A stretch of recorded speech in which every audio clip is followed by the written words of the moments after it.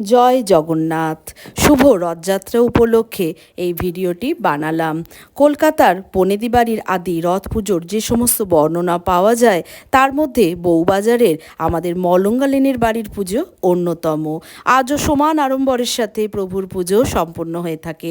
সোজা রথ ও উল্টো রথের দুটো পুজোই আমাদের বাড়িতে হয়ে থাকে। আমাদের এই পুজো প্রায় 100 বছরের কাছাকাছি। আমার মেজো কাকা শ্বশুরের হাত ধরে এই পুজো শুরু হয়েছিল। উনি পুরী থেকে প্রথমে 8 ইঞ্চির একটি জগন্নাথ নিয়ে এসে পুজো শুরু করেন।